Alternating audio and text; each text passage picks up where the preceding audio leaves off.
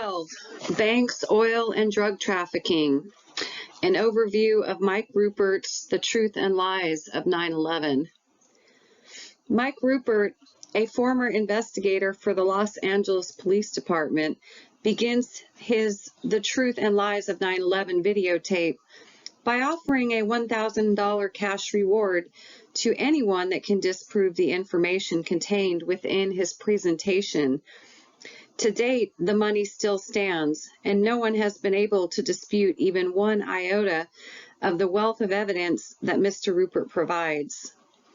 This is the case because Ruppert unequivocally states that he structured his arguments to avoid speculation, theorization, or hypothesis.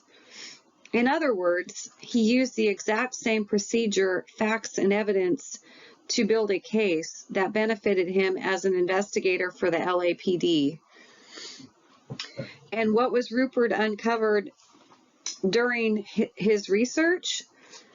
Well, quite simply, that our government no longer serves the interests of everyday American citizens, and that it is now our responsibility to reach out to the rest of America, to those people who still aren't aware of the truth, and fill them in on what's going on.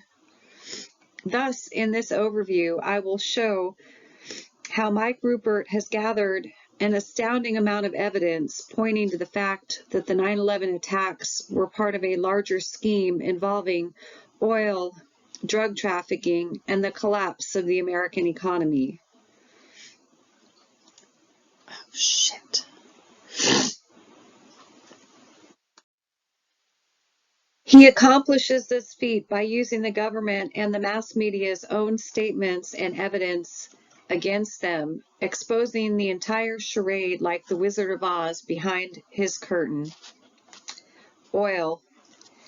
In 1998, the head of the Unocal Corporation announced to a House International Committee that it was calling off plans to build a 1,500-mile pipeline across Afghanistan to Pakistan, where United States tankers would then transport the oil to China and Japan, where there exists a huge oil shortage.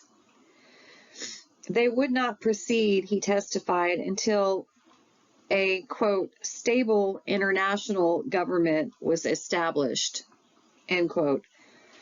Well, 4 years later, guess what's happening in Afghanistan?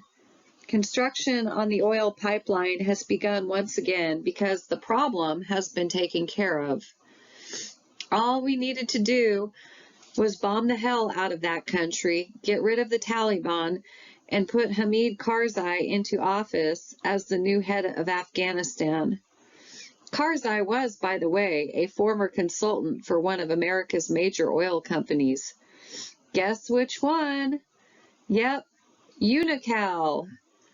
Another funny coincidence is that Henry Kissinger recently took on an advisory role to the Chinese firm that will be importing the oil.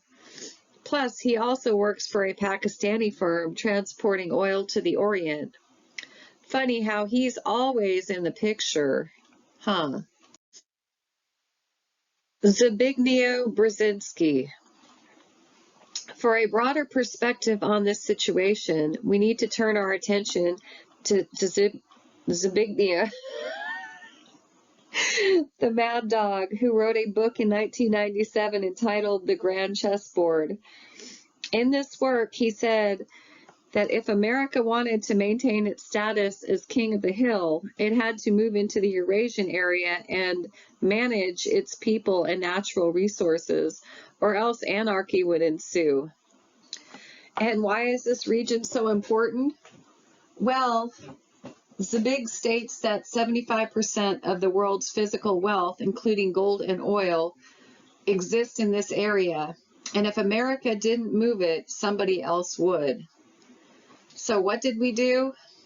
First off, the CIA created the Islamic fundamentalist Taliban to keep the USSR from moving south into Afghanistan, Turkmenistan, etc.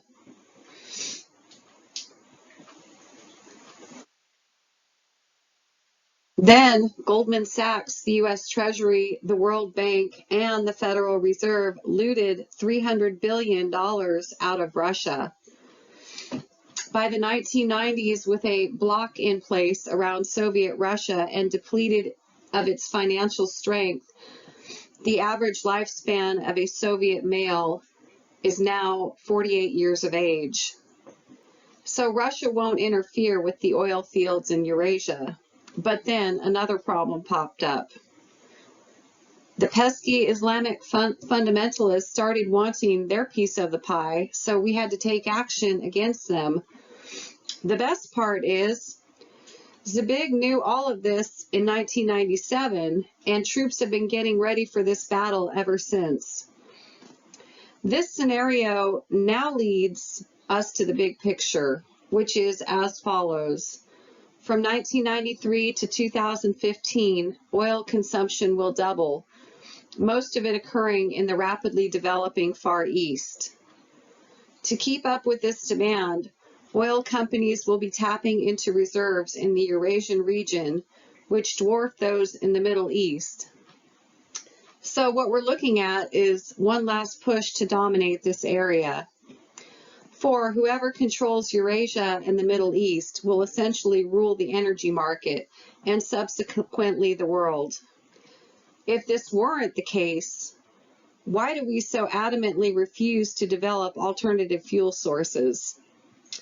The final step in the puzzle then is to have the United States, the world's final superpower, bow down to the New World Order as the Europeans did with their European Union. But to pull off this grand deception, we need one final war to put all the pieces, people, and countries in their proper place. So, to get Americans fired up in a big way, an external threat was created via the 9/11 attacks, and voila, the controllers soon had their support as Osama bin Laden hatred peaked to a fevered pitch. Economy and banking. To complicate an already precarious situation, Rupert contends that prior to 9/11, America was on the verge of a financial collapse, and that the controllers needed this perceived catastrophe to keep their house of cards from tumbling.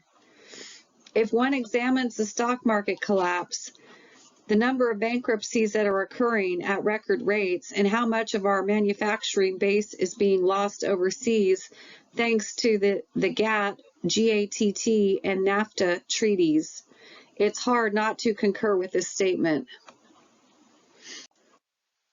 CIA drug trafficking.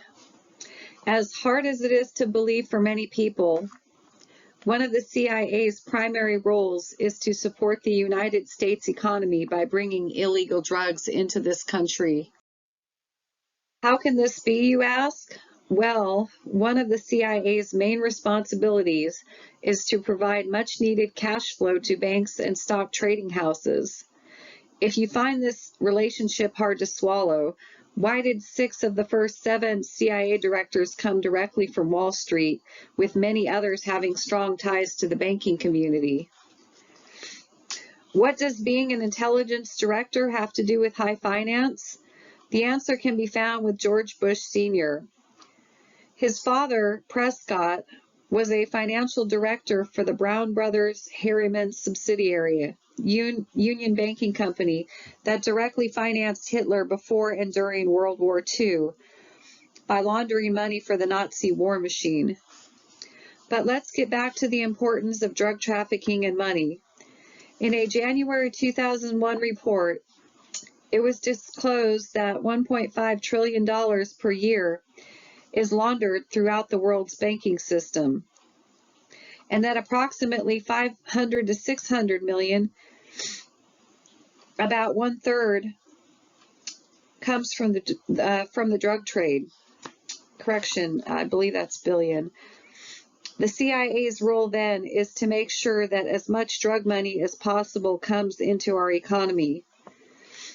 Rupert even goes so far as to say that illegal drug trafficking is the fastest growing industry in America, and that the growth of multinational companies and international banks was financed through the sale of illegal drugs. And who is the leader in laundering this narcotics money? American banks. To support this claim, Rupert references a survey of top businesses and banking leaders. 99 out of 100 of these corporate leaders said that it would be better to keep $500 billion a year of laundered money going through the system than it would be to stop the flow of illegal drugs into our country. 4, if we stop laundering this money, mutual funds would plummet, the stock market would crash, and any possibility of paying off our national debt would be futile, as it already is. We are regrettably addicted to drug profiteering in this country. To further blow your minds, guess what companies are exempt from the law in regard to money laundering? Banks, the CIA, and publicly listed companies that trade on the New York Stock Exchange. Rupert backs this up with reports filed by the government in relation to a United States corporate drug money laundering conference.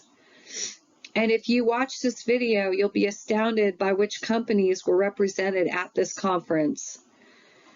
He also gives examples of how internationally recognized banks buy notorious drug laundering institutions to get better access to the free flow of cash, plus names 3 specific CIA-sponsored drug running operations: Amadeus, Pegasus, and Watchtower. If this isn't enough, Rupert provides a memo dated February 11, 1982, where Attorney General William Casey tells CIA Director William French Smith how his organization can get away with dealing drugs without having to report it in any official manner. He also has documented proof of $1 billion worth of cocaine being found on a CIA jet in Mexico City, and how DEA agent Castillo saw CIA planes unloading drugs from 1985 to 1986. Upon reporting his findings directly to George Bush Sr., he was told, "Leave it alone. It's a White House operation." Can you see what's going on? In no uncertain terms, our very own government is running drugs into our country to poison its very own citizens. The CIA and the U.S. government are drug dealers, plain and simple. Why do you think we're so obsessed with Afghanistan, a remote, desolate country that is, by all appearances, not very remarkable? To find an answer, you have to see things the way our government does. Before 1980, Afghanistan produced 0% of the world's opium. But then the CIA moved in, and by 1986, they were producing 40% of the world's heroin supply. By 1999, they were churning out 3,200 tons of heroin a year, nearly 80% of the total market supply. But then something unexpected happened. The Taliban rose to power, and by 2000, they had destroyed nearly all of the opium fields. Production dropped from 3,000 plus tons to only 185 tons, a 94% reduction. This enormous drop in revenue subsequently hurt not only the CIA's black budget projects, but also the free flow of laundered money in and out of the controllers' banks. If you ask me, it seems like these powerful folks didn't like this turn of events and the easy money being taken out of their pockets. So, to retaliate, we went to war with them. And now guess what's happening? The Afghanistan Northern Alliance, backed by the CIA, chased the Taliban out and replanted all the opium crops again. Even more horrifying is that while the opium crops were destroyed, the Afghanistan farmers were planting actual food crops such as wheat so that their people could eat. But then the CIA went in, dug up the wheat, and reseeded the opium fields. You know, when you think about these actions, it's downright sickening. So now the Afghanistan rebels run the poppy fields and everything is back to normal. I'll bet a very dirty, corrupt normalcy. So with this very interesting foundation laid, Mr. Rupert delves into the truth and lies behind the 9/11 terrorist attacks, even providing names such as the Bin Laden Bush family connection, the Carlyle Group, Israel's Mossad, Colin Powell, General Mahmoud, and the ISI, Pakistani Secret Service, insider stock trading, the Air Force's deliberate failure to scramble jets, the FBI's Echelon wiretapping program, Operation Northwoods, and much more. For the fullest and most complete 9/11 timeline and behind-the-scenes truth of what really happened, I strongly urge you to order this videotape. It's either that or keep getting snowed by the mass media's controlled lies. The truth is out there. All you have to do is uncover it.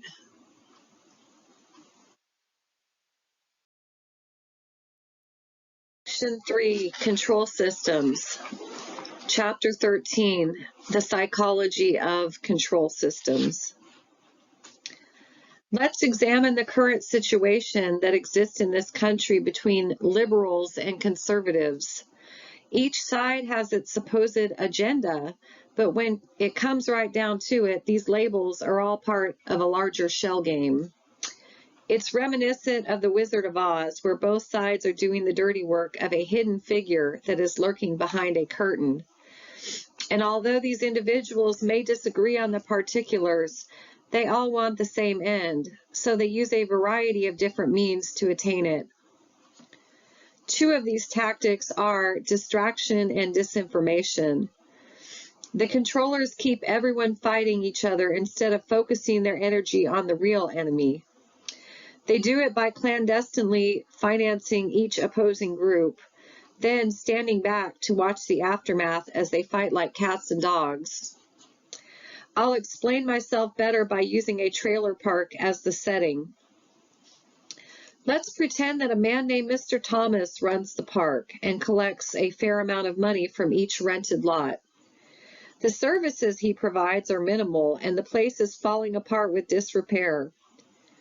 Now, pretend for a moment that this trailer park could be in the Old West where frontier justice prevailed.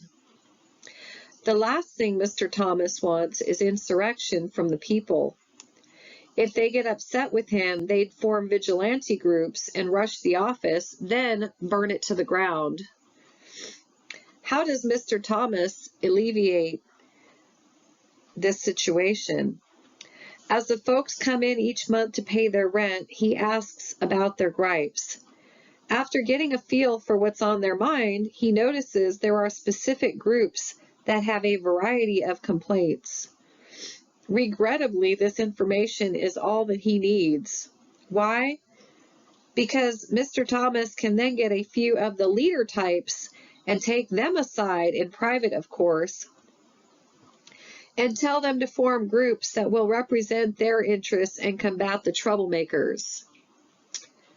He'll also establish citizen groups to police the trailer court. The leaders now have a sense of self-importance and a stake in their cause, and thus begin implementing their agendas. In no time, there are signs and flyers posted all around the trailer court. No lawn mowing after 7 p.m. No hanging laundry on clotheslines due to its ugliness. No motor scooters. Some of the people will like certain laws and others won't. In no time, what will happen? The people from one group are going to be fighting those from another group. You have the mowers, laundry hangers, and bikers all aiming their animosities at those who have established a rule or law that prevents them from realizing their specific vested interests. As they scream and fight and argue with each other, guess what is also simultaneously happening? All of their attention has been diverted away from Mr. Thomas, the real villain. Every tenant still has to pay rent each month, and when they come into the office, Mr. Thomas naturally tells them he's on their side of the battle. To keep tensions high, though, new crises need to be created to ensure that the people are kept in a state of constant battle. How Machiavellian, huh? The people will keep aiming their energies at each other and quit paying attention to Mr. Thomas altogether. Over time, he'll slowly raise their rent and indirectly restrict their freedoms by instigating other groups to make new rules that will, quote, improve their standard of living. Now just think what would happen if Mr. Thomas started clandestinely financing each of these groups like our government does via the CIA. This leads me to a rather funny scenario. Imagine that the New York Times ran a headline which read, "Aliens invading Earth, vow to destroy our planet tomorrow."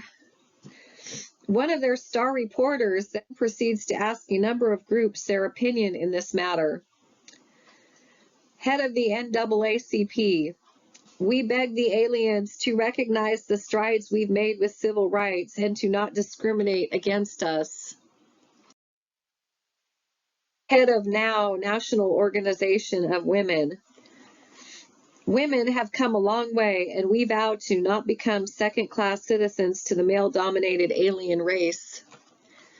Jesse Jackson, Rainbow Coalition, the white Massa ET business owner must be more tolerant of his underprivileged and inner-city ghetto plantation workers. Head of Planned Parenthood, the aliens will not tell us how we can use our bodies. The right to abort our children is still our first and foremost choice.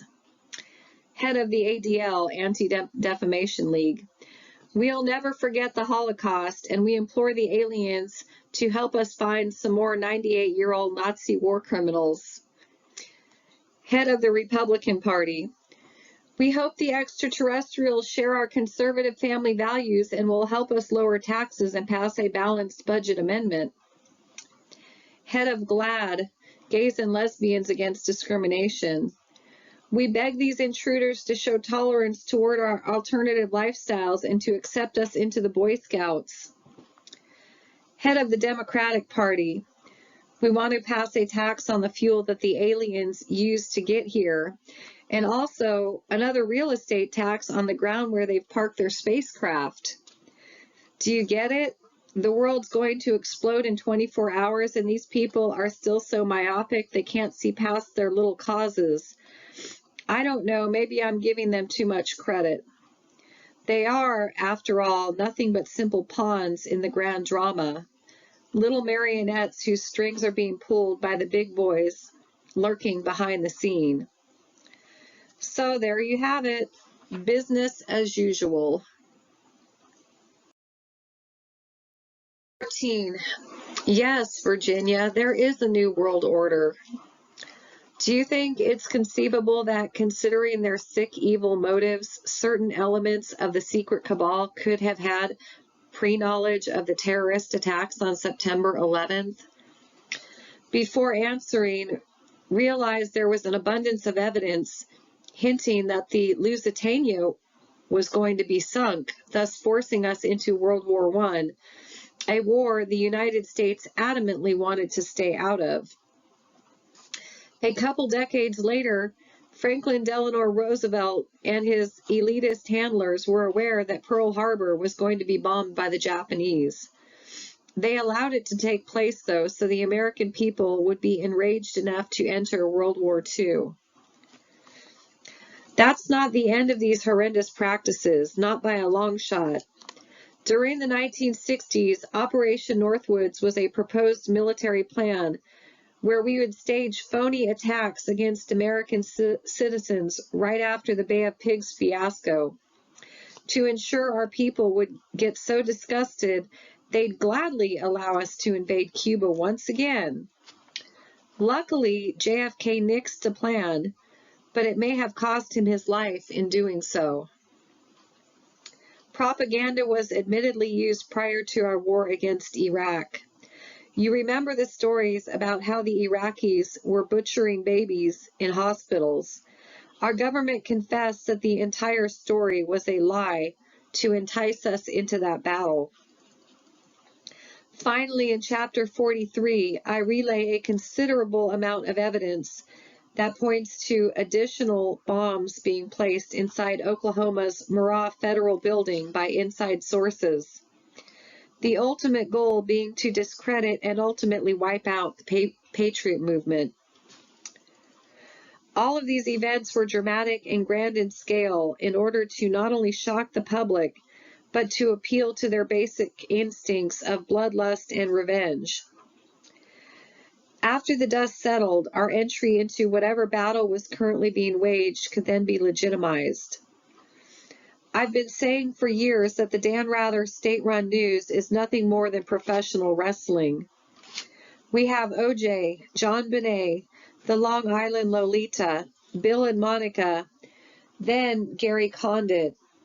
It's all filled with soap opera, drama, sex, violence, and enough titillation to keep the people perched in front of their TVs or buying the latest newspaper and scandal sheet. But every once in a while, when the controllers need to move forward and take action, the play becomes real and people get killed. Pearl Harbor, 2,500 dead. Oklahoma City, 168 dead. The World Trade Center towers, 300 plus dead. Could it really be possible that the controllers had pre-knowledge of the catastrophe in New York City and Washington, D.C.? Most people say no, but Brian McWilliams wrote an article in News Bites on September 27, 2001, that mainstream media has completely ignored. He reported officials at the instant messaging firm Odigo confirmed today that 2 employees received text message warnings of the attack on the World Trade Center 2 hours before terrorists crashed planes into the New York landmarks. An obvious question is, why isn't Dan Rather or the New York Times investigating these allegations? Why aren't they looking into it closer? What's even scarier is the following scenario. What if the World Trade Center was only a first step and an even greater catastrophe was waiting in the wings, like a nuclear warhead dropped on Chicago? After it drops, people will be freaking out beyond words, literally going crazy. Worse, what if there was a huge announcement by the media that David Rockefeller or one of his cohorts was going to speak the following night on the Dan Rather News, and it was going to be big stuff? So David Rockefeller appears live beside Dan Rather and says, yes, there is a new world order, and I, along with a secret cabal, are behind it. We admit it. We run the world and we don't have your best intentions in mind. But before you get all riled up, let me make one thing perfectly clear. If any of you malcontents think about getting out of line, we'll make the World Trade Center in Chicago look like a Boy Scout field trip. Yes, we're the ones who masterminded both tragedies. But as I said, don't even think about getting feisty, because if you do, we'll nuke LA and kill 1 million people before you can bat an eye. Then what will you do? There will be so much chaos, you'll all start losing your minds. And if we see any trouble after LA's decimated, we'll nuke Dallas and St. Louis too. Then what will you do? Nobody will be safe. We could anthrax entire cities and you'd never know it until it was too late. Or, since we control the entire food distribution network in this country, we'll simply quit shipping to the supermarkets. We'll starve you people to death. Millions upon millions of you will be begging us to ship you dog food. So here's the deal. The New World Order does exist, and we expect you to bow to us and gladly take your implant in the palm of your hand. Yes, Virginia, the New World Order is the mark of the beast, so you'd better take it or we'll start wiping you out tomorrow. Just remember, we have food and we have underground bunkers. Now take your implants like good little Slavish robots.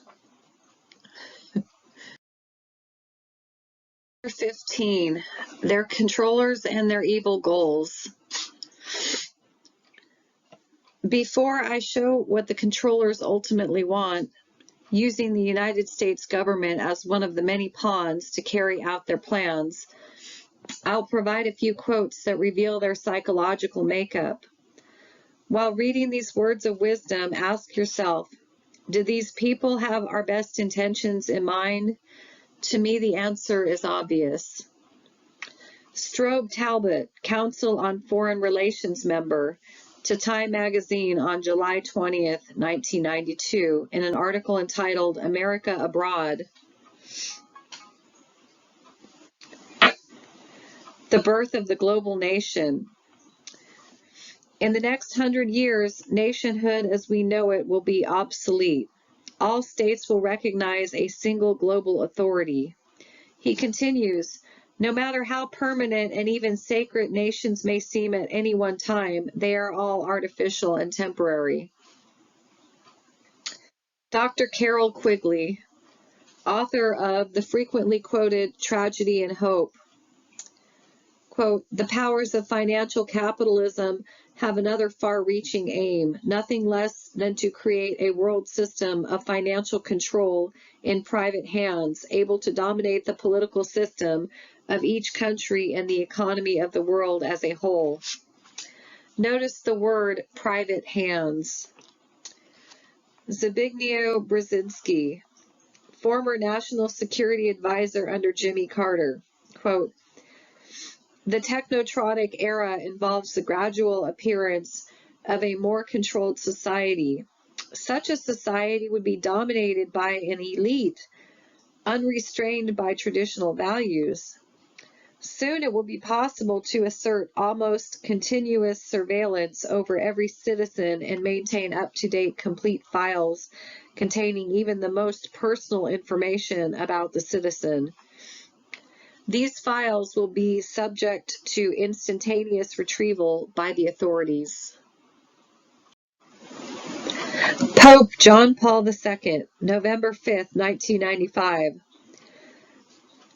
The United Nations organization needs to rise more and more above the cold status of an administrative institution and become a moral center where all nations of the world feel at home. The United Nations as a moral center? Thanks, Pope John Paul, for confirming all the rumors about papal devilry. Edmund Muskie, Secretary of State, July 1980, commenting on official Carter administration policy concerning the Global 2000 report and agreeing that there should be the elimination of 2 billion human beings by the year 2000. I don't know what the total death count was during the past 2 decades, but if you look at AIDS, abortion, curable diseases that went purposely uncured, starvation, war, etc., I'd say they did a pretty good job at reaching their goal. Henry Kissinger. After the 1992 Los Angeles riots at a Bilderberg meeting in Evian, France, today, Americans would be outraged if United Nations troops entered Los Angeles to restore order. Tomorrow, they will be grateful. This is especially true if they were told there was an outside threat from beyond, whether real or promulgated, that threatened our very existence. It is then that all peoples of the world will plead with world leaders to deliver them from evil. The one thing that every man fears is the unknown. When presented with this scenario, individual rights will be willingly relinquished for the guarantee of their well-being granted to them by the world government, end quote. Note, an outside force, could that be terrorists or invisible biological agents? How about nations with nuclear weapons or aliens from outer space? Also, Kissinger said the threat could be real or promulgated, a hoax, something made up to create fear so that we'll willingly bow down to them. President George Bush, September 11, 1990. Quote, out of these troubled times, our fifth objective, a new world order, can emerge. We are now in sight of a United Nations that performs as envisioned by its founders. To understand George Bush, dubia, we need to look back into his family tree, starting with his grandfather, Prescott Bush. This man was a Skull and Bones Secret Society graduate, 1917, a United States Senator from Connecticut, and Dwight D. Eisenhower's favorite golf partner. Prescott was such an insider, he was the man who actually introduced Richard Nixon to the world of politics and managed to get him on Ike's ticket as vice president. Dubia's father, George H.W., was head of the CIA during the mid-1970s and also vice president and president. Do you think there's any chance that Dubia is going to buck the status quo and try to rid our country of the controller's New World goals? David Rockefeller. As reported in the French periodical lectures, Franceses. We are grateful to the Washington Post, the New York Times, Time Magazine, and other great publications whose directors have attended our meetings and respected their promises of discretion for almost 40 years. It would have been impossible for us to develop our plan for the world if we had been subject to the bright lights of publicity during these years. But the world is now more sophisticated and prepared to march toward a world government which will never again know war, but only peace and prosperity for the whole of humanity.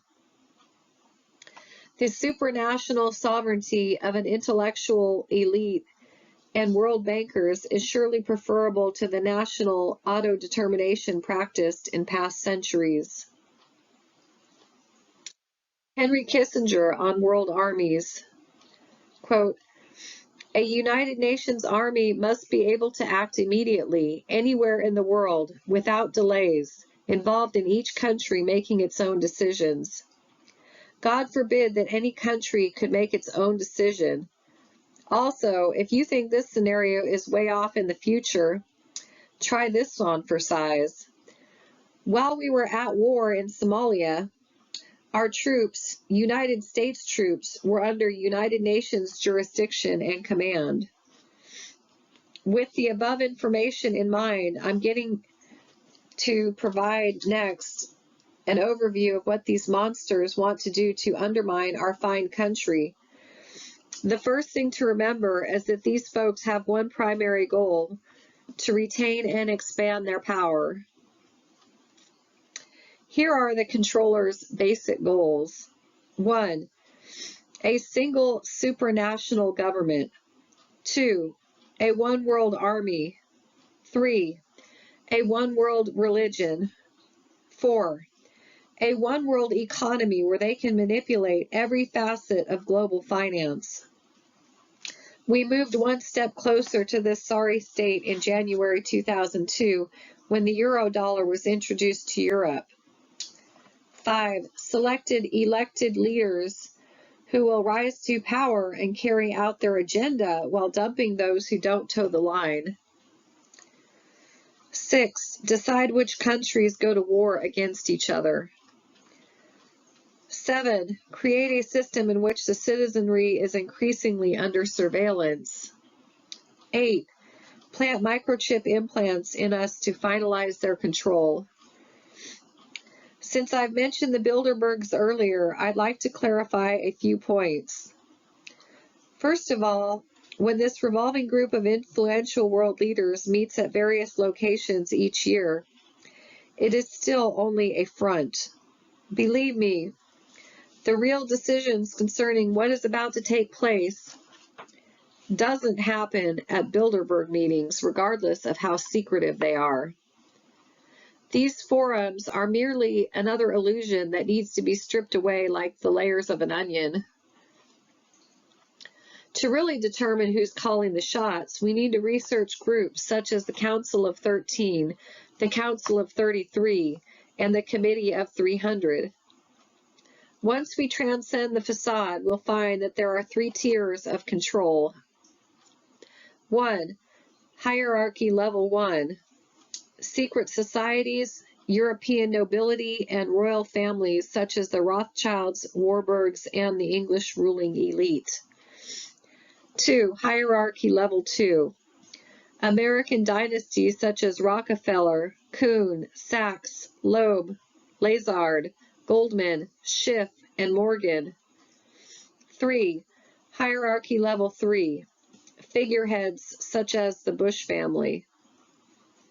At level 3, we can see the nuts and bolts of how a system of world hegemony is carried out through the interaction of energy, specifically oil, finance, multinational big business, military, and industry. From these octopus-type tentacles, we see the 3 bigger industries of the world: usury, energy, and drugs. With the above information in mind, it's easy to determine how we progressed past the propaganda that's being peddled by Dan Rather, Rush Limbaugh, the New York Times, and any of the magazines sitting on your local newsstand. Another point needs to be repeated and made perfectly clear. The controllers don't go to war over ideals because they don't have any ideals other than to maintain and increase their power base. Rather, it's about control and keeping the machine running.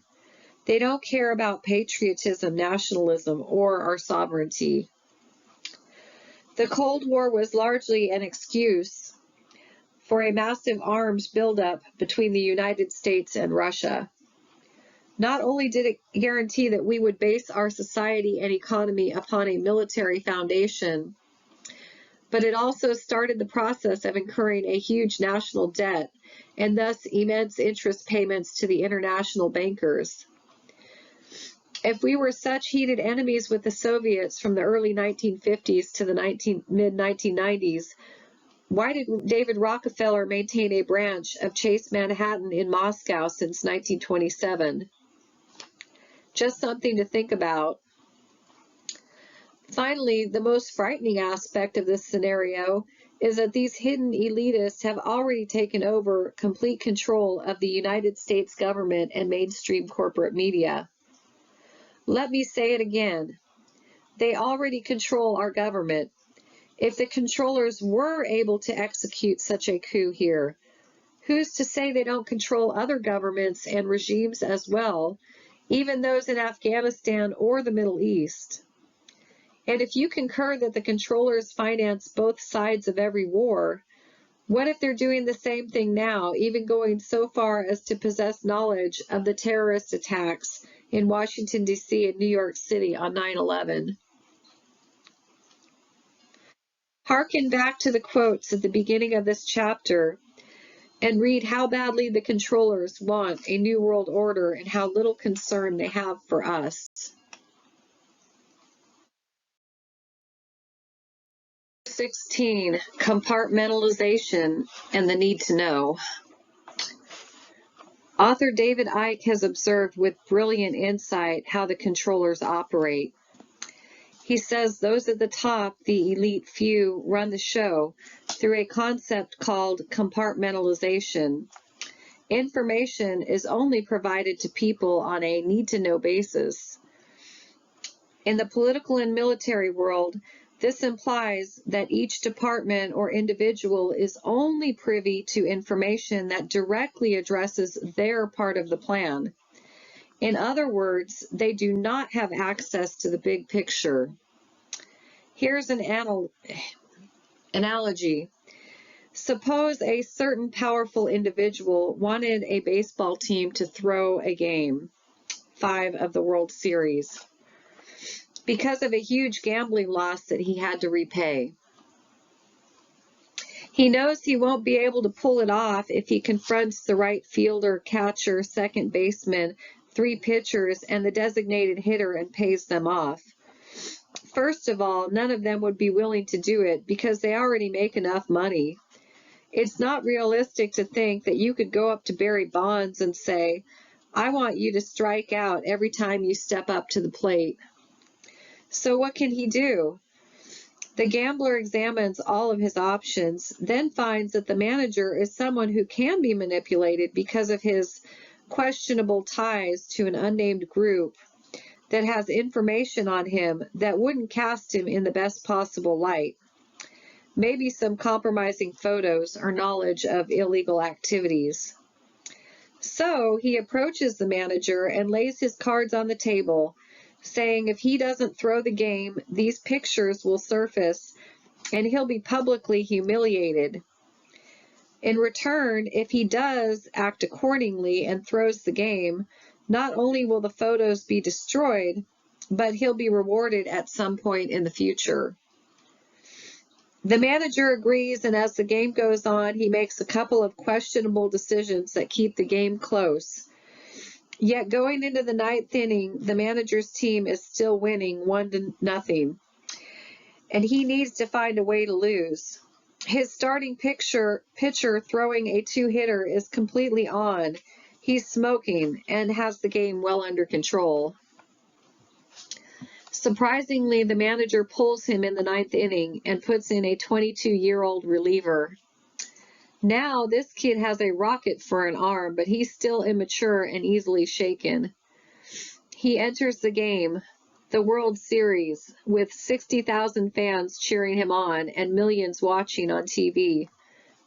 Soon the kid walks over to the first batter, then wham, gives up a home run, and the game is over. Afterward, the media talks to the manager and asks about a couple of his decisions. As for having a slow runner try to steal second base during a rally, he replied, quote, "The Mets are a strong team. I knew we had to play aggressive baseball," end quote. On having his cleanup hitter bunt in the 6th inning with a man on third, "I thought we'd mix things up a little bit and try to buy a run." Finally, as for putting in the 22-year-old kid in the bottom of the 9th inning, quote, "Our starter was pitching great, but I wanted to keep him strong for Game 7, so I figured I'd give him a breather," end quote. The press buys all of these answers, and all is well. Now, if you went around and asked the players, coaches, umpires, fans, or owners if the game was fixed, each would say no, yet it was still thrown. Why didn't they know the fix was in? Because they were operating on a need-to-know basis. The hitters were given information on each pitcher and vice versa, while the coaches were told which outfielders had a good arm in case they wanted to stretch a single into a double. The infielders were told how to defend each batter, and the catcher was prompted on how to deal with every possible pitching strategy. So, in the end, what happened? The game gets thrown and not a single person knew about it except the manager? Amazing, huh? If you don't think this same technique happens to us in real life, look at your national news each night. Do you think Dan Rather is telling you the truth? Far from it. I guarantee that those in the boardrooms at CBS News, there's a group of elite media moguls who decide every night what we need to know. Not what we should know, but what we need to know so that we can be better conditioned into accepting their nefarious schemes. We are no different than those guys at the ballpark who got duped because all they had was compartmentalized need-to-know information. As you can see, it doesn't take a lot of people to run the world. The controllers don't need to call the shots for every single person. The only folks who need to be manipulated are those in positions of power who run a department or organization. It's similar to a department head that runs the English department or any other department at a major university. Every other professor and instructor in that college can be controlled via an array of tools such as the promise or threat of tenure, certain coursework, scheduling, promotions, and perks, who goes to the Hawaiian Literary Conference in January, etc. If an instructor in the English political science, history, or science department gets out of line, there are many tactics to either get them back on the straight and narrow or eliminate them completely. In this sense, it doesn't take a mass of people to control a certain situation or environment. All you have to do is buy and pay for the key decision maker at the top. Then the pyramid of control is yours. In regard to the terrorist attacks on September 11, 2001, we can utilize the same logic. Let's look at what happened. 1. Planes were taken control of and crashed into the World Trade Center towers. 2. There are forces in the Middle East, Afghanistan, and Pakistan that despise America. 3. Somebody, let's say Osama bin Laden, for argument's sake, called the shots to begin this reign of terror. Taking all of these factors into consideration, how hard would it be to turn the World Trade Center atrocity into an even more tragic event? When you think about it, if Osama bin Laden and the hijackers were only operating on a need-to-know basis, they could easily be bamboozled or allowed to pull off this dastardly feat, all of which would serve a larger purpose, the onset of the New World Order. When viewed in this light, the controllers don't even need to align themselves with one side or the other. Why? Because they've created both or all sides anyway. They're the ones manipulating the current players already, similar to the manager on a baseball field. It's all about dividing and conquering. Islam versus Christianity, America versus Afghanistan, men versus women, black versus white, etc. When you think about it, if you owned both the Oakland Raiders and the Dallas Cowboys, and these two teams were competing against each other in the Super Bowl, would you really care who won? Of course not. Because you still make out in the end. You get all the money from the fans for their tickets, revenue from the network television coverage, endorsement rights, and whatever other benefits fall your way. Who cares if the Raiders or Cowboys win? Right now, the controllers have nearly complete control of the United States government. We're supposed to be the toughest, strongest, most powerful nation on earth. But the controllers have assumed possession of our government. It's theirs. If they can do that to us, why can't they also control the Russians, English, Australians, and the Taliban?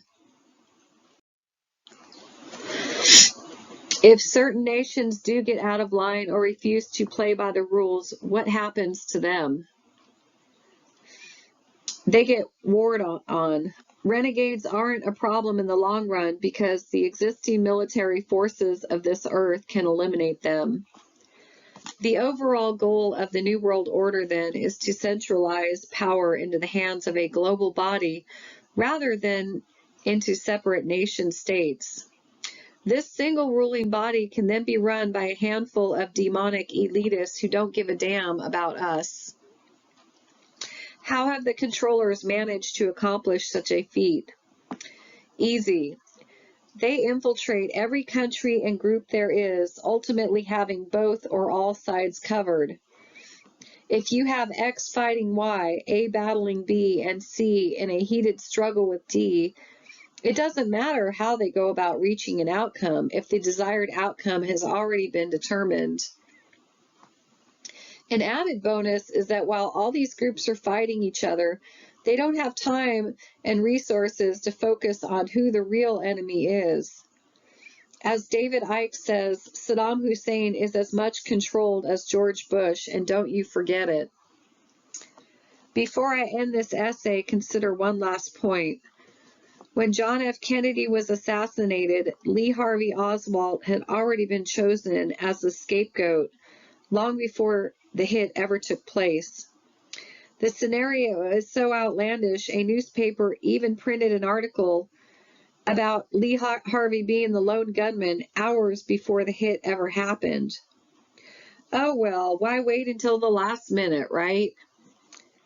What if Osama bin Laden has also been selected as the same type of fall guy to speed up the New World Order's arrival? The controllers waited around for 8 years while Bill Clinton lollygagged and received oral sex in the White House.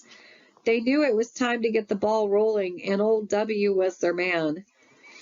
So it's easy enough to get Americans to despise a bunch of, quote, filthy ragheads, end quote, especially after the attacks on 9/11. On top of that, it's a given that Osama bin Laden and his kind are a bunch of psychotic creeps. So why not use them as pawns or an excuse to get us rocking and rolling into another war? In the meantime, we can also start pumping up our surveillance of the citizenry while assuring them that it's okay to take away their rights. After all, it's for the best, right?